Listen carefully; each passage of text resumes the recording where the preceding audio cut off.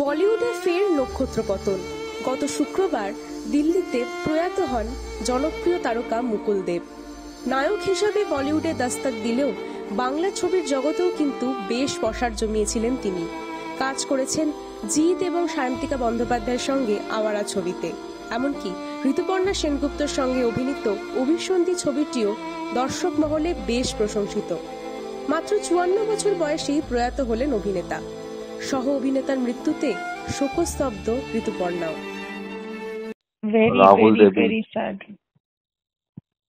খুব স্যাড।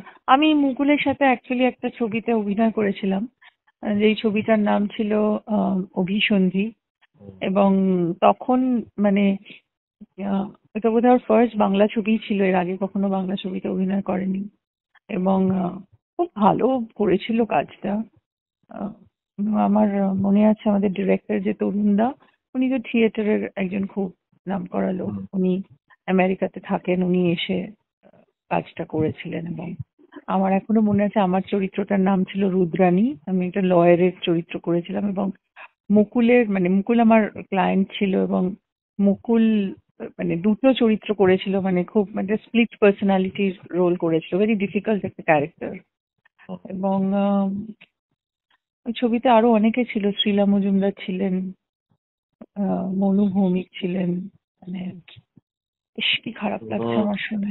ঠিক আমার এমনিতেও ভীষণ মানে ভালো লাগে, মানে ওই সময় আমার মনে আছে ওই সিনেমাটা যেটা ঐশ্বরিয়া রায়ের সাথে, সুস্মিতা সেনের সঙ্গে যেটা করলে দস্তক জাদুঘরিতে।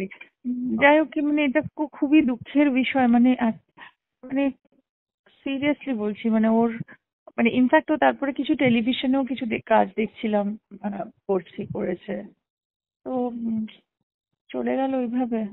তোমার ছবিতে তোমার কাছে তো নায়কের ভূমিকাতেই ছিল, তাই তো? হ্যাঁ, মানে আমার এইটাই বলার যে মুকুল দেবকে হয়তো এখন অনেকে জিতের ছবির ভিলেন হিসেবে চেনেন বা সালমান খানের ছবিতে ভিলেন হিসেবে দেখেছেন, হ্যাঁ, কিন্তু শুরুটা তিনি করেছিলেন হচ্ছে একেবারে নায়ক, মানে এবং আমার সাথেই হয়েছিল শুরু, এবং আমি আরো একটা খুব দুর্দান্ত আর খুব সুন্দর ছবিটা বানিয়েছিলেন তরুণদাও খুব দুঃখিত হবেন কথাটা শুনে যে মুকুল চলে গেছে আমাদের ছেড়ে।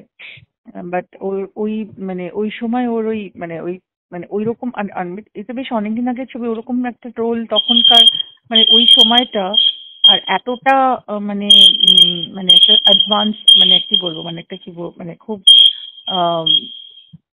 ahead of time এর গল্প। তো খুব সুন্দর ও মানে অভিনয়টাও করেছিল আর কি, একদম স্প্লিট পার্সোনালিটির একটা অভিনয় করা, মানে খুব ইন্টারেস্টিং। মানে আর আমার সঙ্গে দুর্দান্ত সিন ছিল, আর আমি ওকে মাঝে মধ্যেই বাংলা শেখাতাম, এই ওয়ার্ডটা ওই ওয়ার্ডটা, আর ও খুব ইন্টারেস্ট নিয়ে করতো। তো ইটস আ গ্রেট লস আমাদের জন্য, মানে আর খুব ও একটু অন্যরকম ধরনের অভিনেতা, মানে একদম ঠিক মানে ইউজুয়াল কাইন্ড যেটা, সেটা তো নয়, মানে অনেক ধরনের চরিত্র করেছে এবং করছিল।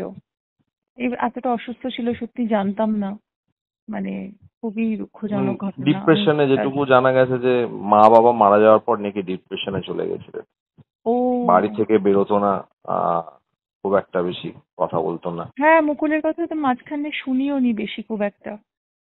আর ইনফ্যাক্ট রাহুল দেবকেই দেখছিলাম অনেক কাজ করছিল রিসেন্টলি।